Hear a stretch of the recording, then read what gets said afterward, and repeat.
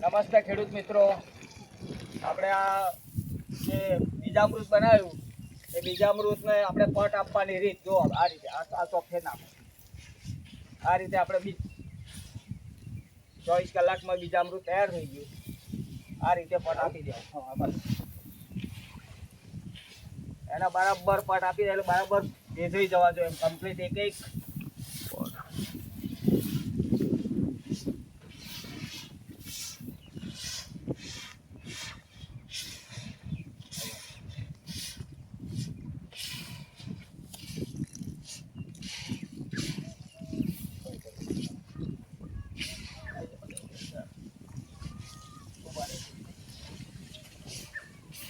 અને પટ આપવાનો એટલે શું છે એક એક દાણો કમ્પ્લીટ ભેજાઈ જવું જોઈએ.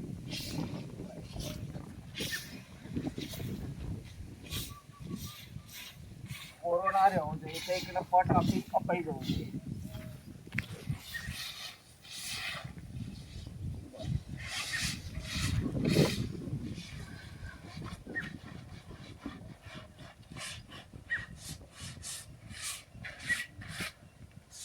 જો આ રીતે કમ્પ્લીટ બે વખત તમે પલટી મારી દો ને એટલે કમ્પ્લીટ એને થઈ જાય.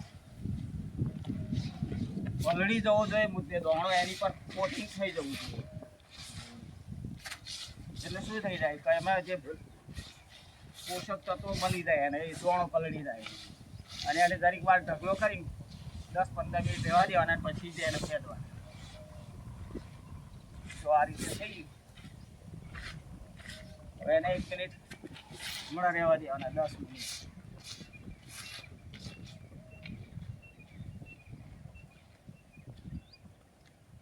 આ રીતે રહેવા દેવાના. ત્યાર પછી આપણે મેથીને આપી દઈશું.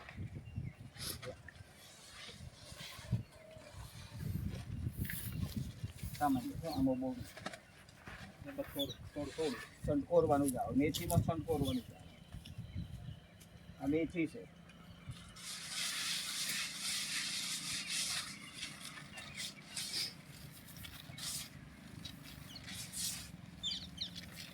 બરોબર, બસ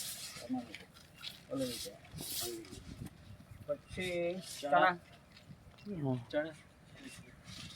બે એક જ દો, એક જ બનાવો. લાવ એકમાં ચણા ટોકરમાં કરવા લાવ ભાઈ સાબરી એ આ એમ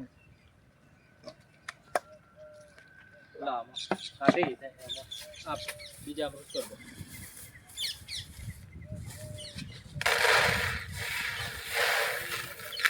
જો મિક્સમાં ચણા આપણે છે ને પારી જે આવે 5 ફૂટે તો મિક્સમાં ચણા કરવા. જે મિશ્ર ખેતી આવે આપણે બરાબર નાઇટ્રોજન ફિક્સિંગ માટે ચણા આવે. લાવ પાણીઓ પર પારીઓ પર.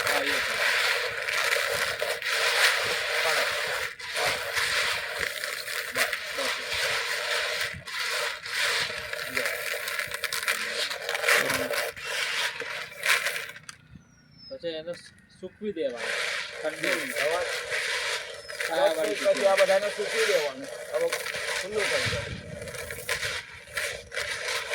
બરાબર,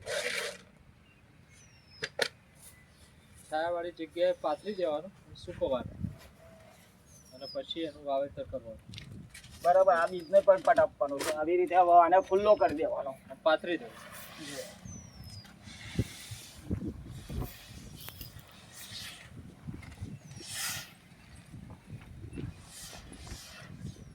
ત્રણ કલાકમાં કમ્પ્લીટ થઈ ગયું.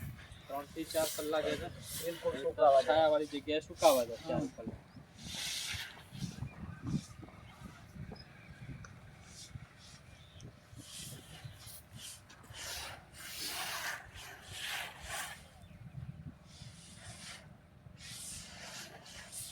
પછી એનું વાવેતર કરવાનું સુકાયા પછી.